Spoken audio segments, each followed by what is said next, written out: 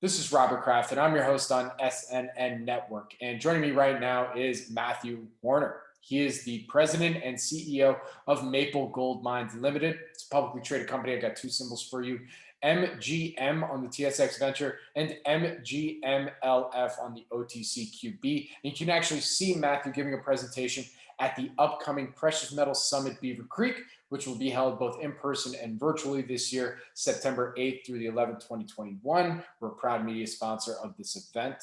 And with that, Matthew, thank you so much for joining us today. How are you doing? Great. Thanks, Robert. Nice to see you. It's nice to see you too. So let's start off, if you can. Can you provide us a quick overview and history of Maple Gold? Sure. I stepped into the role 4+ years ago. The history of the project goes back to 1974, 75, which is when they had their maiden discovery on the main zone there. And then it went through a number of hands before it rested into this structure that I walked into May of 2017. Since then, and we're kicking off now. We have just under 3 million ounces per our last resource estimate, which was 2019.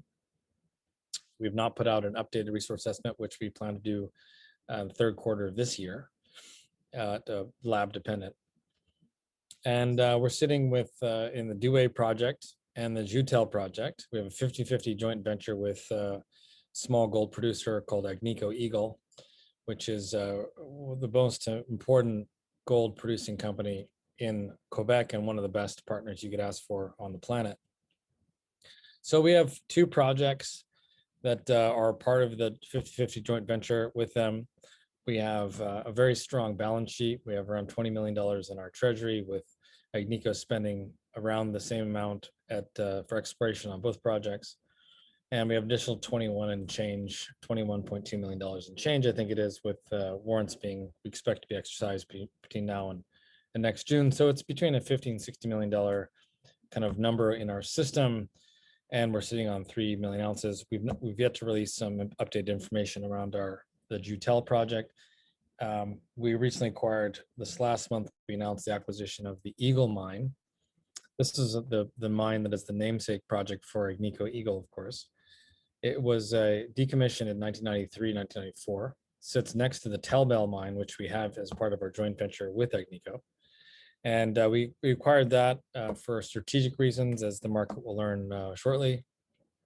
And we went about last year the digitization of the historic information on the Telbel project, which we've now completed and are finalizing the 3D models to show the world what they high graded back into 1993. They mined over 1 million ounces at a considerable high grade. And we can now be showing the market what they left behind, what we think is still yet to look at. And as the audience probably knows, there have been plenty of successful restart stories, not just in Canada and globally, but also within the Quebec area and in the Abitibi. So a number of holes yet to be released from this winter's program that ended a few months ago. Many catalysts on the horizon. I'm very excited to talk to you about all those as we go along. Very good. So you've actually alluded to my next question a little bit here, but I wanted to kind of get the big picture. I mean, what would you say makes this deposit and your projects unique and different compared to some of your peers out there? Well, for one thing, we're in a fantastic location. I'm sitting in Quebec and Abitibi, which is, as you know, produced over 200 million ounces of gold to date. And counting, with Canadian Malartic, which is the largest gold mine in Canada, which is nearby, owned and run by Agnico and Yamana. So we're in the best, we think, possible location, kind of top 5 in the planet, I think. So that's one unique aspect. The other thing is we already have a resource that we're building and growing. So we are getting our head around the pathfinders to figure out where all the ounces are. And we're building on that knowledge base. So it's getting more fun. Every drill season we hit more and more. And we have a couple of years of drilling that's going to go into the resource estimate, as I mentioned a second ago. So those are the things that I think are uniquely situated from a location and resource standpoint. And then it's just, do you have the wherewithal, capital, financials, et cetera, to drive it forward? Are you stressed for on that side or not? We're definitely not stressed. I think amongst our peers, we're ranked pretty high as far as financial wherewithal and all the rest to get going. So I think from those reasons, those are the top 3 or 4. And of course, then we have, a partner with Agnico. I think we're their biggest exposure for investments outside their own company. They've made some other considerable investments, Rupert Resources, et cetera. They've done quite well. But I think net, we're their biggest exposure. So if people are wondering, has a producer already stepped in to wave their magic wand or knight you as a potential up and coming group? Well, they've done years of diligence on our projects, on our core, took years to get the deal done. Years of diligence on their side. But that's something that should give the investor world a little bit more comfort when they're looking at the risk profiles of us versus everybody else. Very good. And what's your background? How'd you get into all this? I started working in the mining space after being working as an international corporate finance international lawyer, actually in Japan, after being in California, educated in the United States and Japan in international business and law and mergers and acquisitions. I worked in the corporate department of a large US firm. And then I jumped in to join a company that called Ivanhoe Mines, run by a guy named Robert Friedland, who you might have heard of. And I worked there for over a decade, raising considerable capital for him and lining up strategic partners for some of his main projects.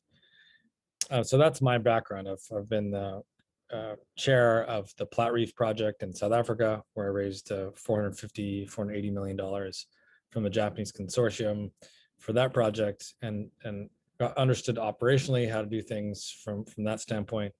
So my background is understanding finance, strategic partnership, and also operations for a multi-billion-dollar mining company with projects globally. So that's what I bring to the table personally. Very good. All right, now before I let you go, from what you can tell us, what would you say are some of those value catalysts for the company moving forward? Drill results coming up that there's a backlog with the labs, given what's going on with this flu that's going around the world. And the Joutel digitization information that's going to be coming out. This is something that I think the world is waiting for. We've been talking about it openly, that we expect, I'm smiling when I'm talking about this. I wouldn't be talking about it unless I know everything, but I can't say anything to you on this video. That's something when it comes out, I think people are it's going to really settle in as to what really we have there and why we traded with Agnico, our project, and we included our project with their project and created a 50-50. It's going to dawn on people as to the rationale for that in the very, very near future. So those are 2 major catalysts, if you will, that are coming up. And then, of course, I think gold is starting to catch a nice bid here. We're up quite a bit this morning, I noticed, on the gold space. I think inflation is going to be driving and lifting everybody up. But then the resource estimate update later this year will combine all of our projects and all of 20,000 plus meters of drilling that have yet to be included in that resource estimate. So a lot of really good positive stuff happening in our world. I think we have the tide rising with the gold price, and our project is just getting better by the day. I mean, from all aspects. I mean, just look at their latest resource, the latest press release on the Eagle acquisition as we move this project forward. So there's a number of great catalysts coming up, and that's not to mention things I can't even talk about, which are M&A conversations. We've just shown the Eagle one. There are a number of other project acquisitions that we're targeting. Hired an internal banker that I've known for a long time a few months ago. So we've approached a couple of companies. We've looking to do something on that side just to create a larger platform for us and to grow the company into the multi-billions, not hundreds of millions. So that's our target. Very good. And with that, Matthew, where can our audience go and find more information about Maple Gold Mines? MapleGoldMines.com is our website. And there's a whole list of videos like this that hopefully they don't have to waste their time on watching and hearing me talk about it. On YouTube, of course, we have all the normal social media as well that they go to. And of course, for the ticker symbols, MGM, I think you mentioned that at the head of the call. Very good. Well, Matthew, thank you so much for joining me today. I really do appreciate it. Good luck. Stay safe. I look forward to our next update. Hopefully we're going to have a beer at that patio that is behind you. Let's do it, man. All right. All right.